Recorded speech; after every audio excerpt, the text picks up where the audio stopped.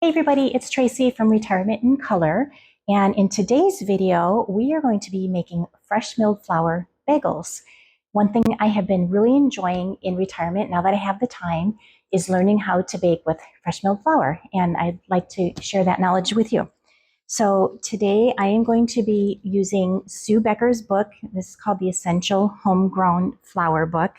One thing to note is typically when I bake with fresh milled flour, I like to weigh ingredients, and most of the recipes I find, they give you the weight measurements because wheat berries, whole wheat berries weigh the same as ground wheat berries.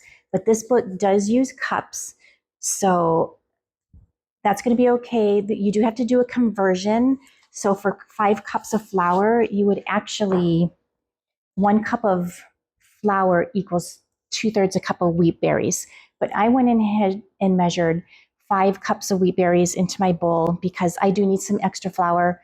I'm actually starting a sourdough starter, and you have to feed it every day. So I need some extra wheat berries milled up. So I'm going to go ahead and get these wheat berries milled up. Let me put my book down. So I found this grain mill at a thrift store. I was really lucky. It was only $6, but I had to buy this piece separate, which was like $35. But if I can find it, I will link a grain mill on Amazon.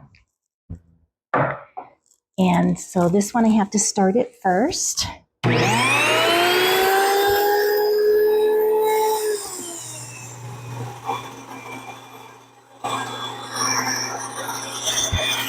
So it just took about a couple minutes to grain 5 cups of wheat berries. So I turn it off and I unplug it before I unhook the tube. But let me show you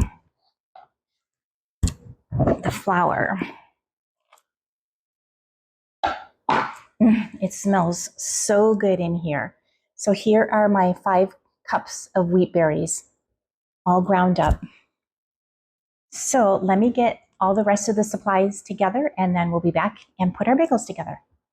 So now that I have my flour milled up, I'm ready to start adding my ingredients. And this is my Bosch mixer. It is a bottom drive mixer, and it has the paddles here, and it just has a lot more power. It can handle the coarseness and the density of fresh milled flour better than a KitchenAid can. So anyways, if I can find this on Amazon, I'll go ahead and link this also. But in here, I am going to add 2 cups of warm water. I'm going to add 2 tablespoons of oil, and I'm just using extra virgin olive oil. And after this, I'm adding honey. And so I like adding the oil first because now it's going to make a nonstick coating on my measuring spoon. So the honey is just going to slide right out. But I'm going to add 2 tablespoons of honey.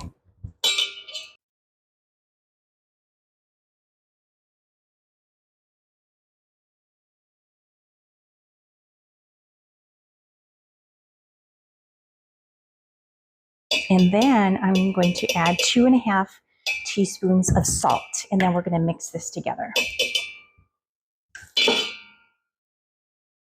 1, 2, and 1/2. And then let's go ahead and get this mixed together. So now that that's nice and mixed, we are going to take our flour, and first I'm going to add 3 cups of flour first, even though the recipe called for 5.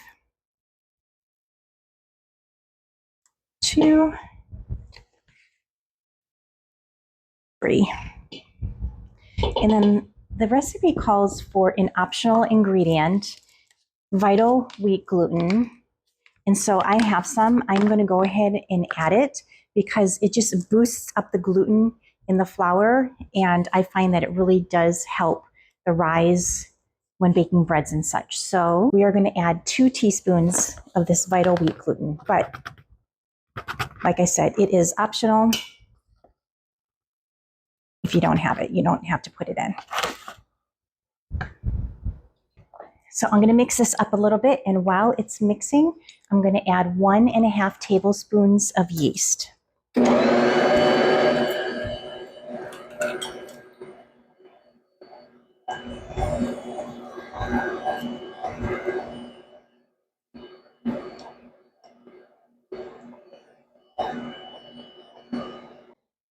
So while this is mixing, I'm going to add some more flour, but I'm only going to add a half a cup at a time until this forms a nice stiff dough. And that's when I'm going to stop adding the flour. So I might end up using the whole 5 cups and I might not.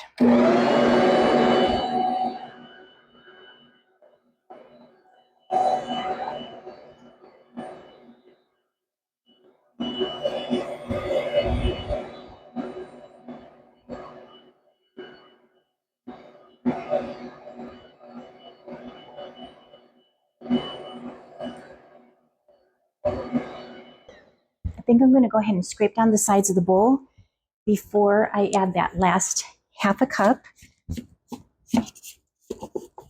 It is starting to form a dough, but it's not quite stiff yet.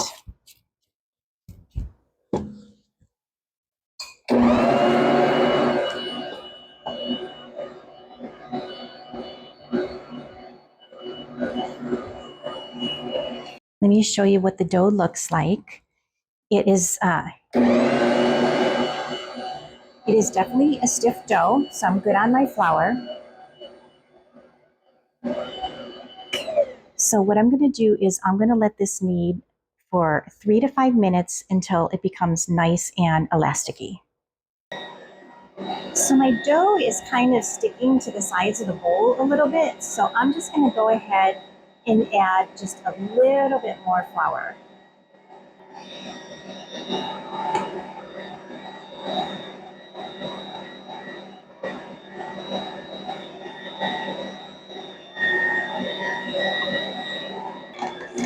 It's looking really good now. I think I'm just going to let this go for about another minute, and then we'll check it and see how it's doing. This is how you know when you have enough flour. The flour ball, as it has gone around the mixer and has picked up all the flour from the sides of the mixer. So now we know that the amount of flour is perfect. Let's check it to see if we have enough elasticity. So this looks good. It's not making a window pane by any means. And a window pane is when you can really stretch it and stretch it thin enough so that you can actually see the light through it. But it is elasticy, and so I believe at this point I'm going to go ahead and stop kneading it because I don't want to over knead it. And then I'm going to go ahead and cover this, and we are going to let it sit for an hour while it rises to double in size. Make sure you get all that dough off of the hook.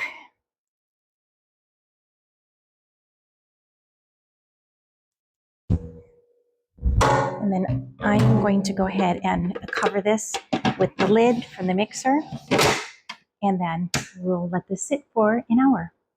At this point, my microphone died, so I'm going to do a voiceover for part of this video. But here I was telling you that I put the dough in my laundry room because I had just ran the dryer in, so it was nice and warm in there. And it doubled in less than an hour. So now I am getting water to boil, and I'm adding a 1/3 cup of honey into the water. So while the water is boiling, I'm going to go ahead and spray down my silicone pastry mat with some olive oil so we can get the bagels rolled out. Make sure to get all the dough out of the bowl, even the little bits that are stuck on the side. And once you get all the dough out onto your mat, you want to punch it down and roll it and make sure there aren't any air bubbles in it. So I want to get 12 equal pieces. So I need to manipulate this dough and roll it so I can make it long enough in order for me to be able to cut 12 equal pieces.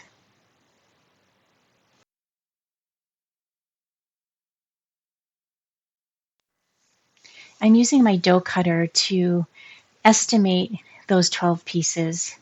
I can always make it better as I'm cutting, but I wanted to make sure that I, in fact, did make a log big enough to get those 12 pieces.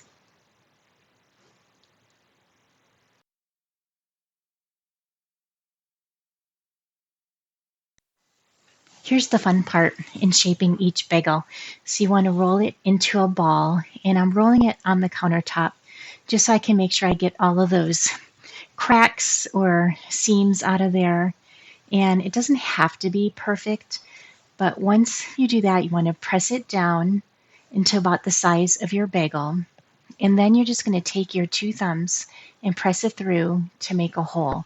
And then just kind of work your way around the bagel to make the shape so that all the sides are pretty much even, and then you still have the hole in the middle.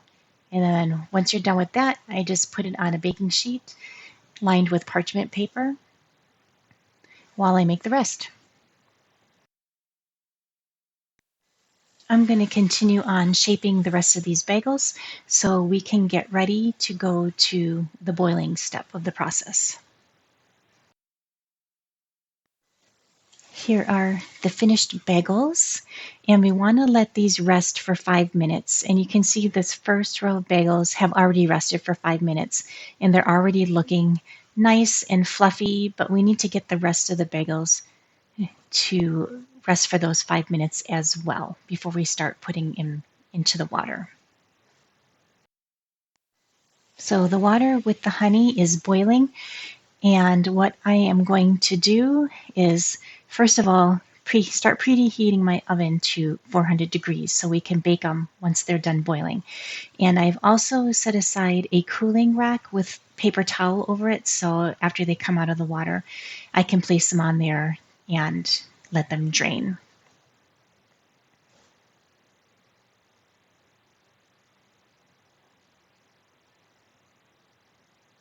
So I'm going to place 3 bagels at a time into the water, and we're going to let them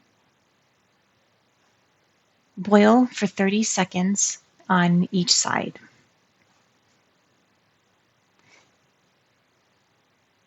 After 30 seconds, I'm going to go ahead and flip them. And then once that side's done, I'm going to pull it out of the water and place it on the cooling rack so it can absorb that excess water. And then we're going to repeat the process for the rest of the bagels.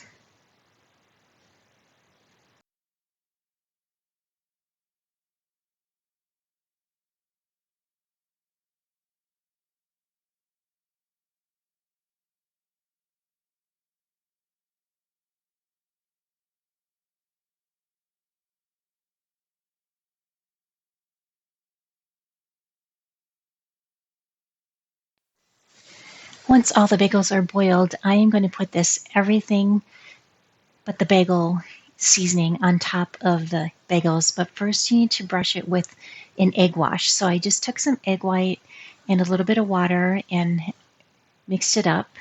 And I'm just brushing 2 bagels at a time because I want to make sure that I can get this seasoning that is so delicious to stick before the egg wash dries out on the bagel. I don't know if it actually would dry out on the bagel or not, but I was just playing it safe because I just love this seasoning so much. After the seasoning is on all the bagels, we're going to pop them into the 400 degree oven for 25 to 30 minutes.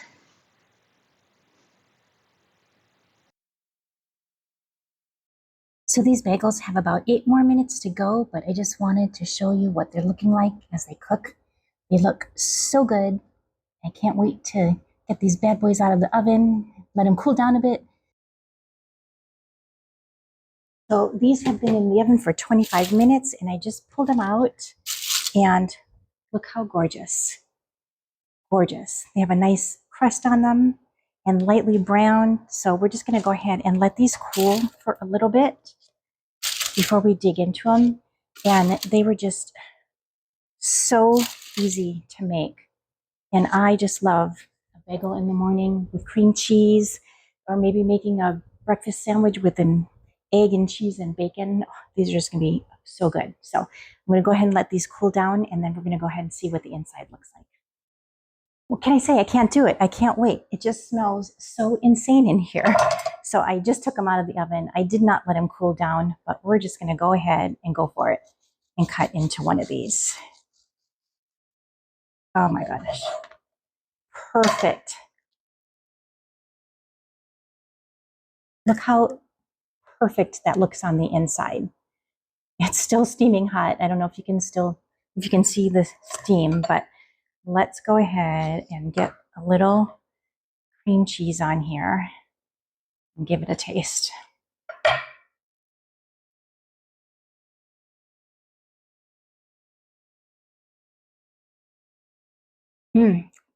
Oh my gosh.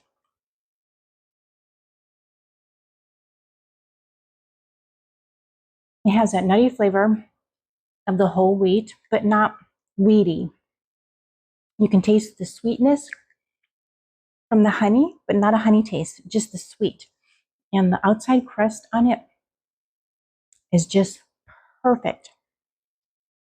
The crumb is amazing, and it'll hold up to a toaster so you can make your breakfast sandwiches. So, oh my gosh, so good. Mm, mm.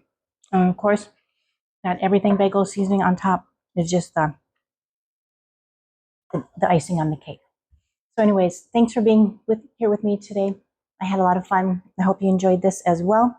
And I hope you start making your own bagels. See you in the next video. Bye.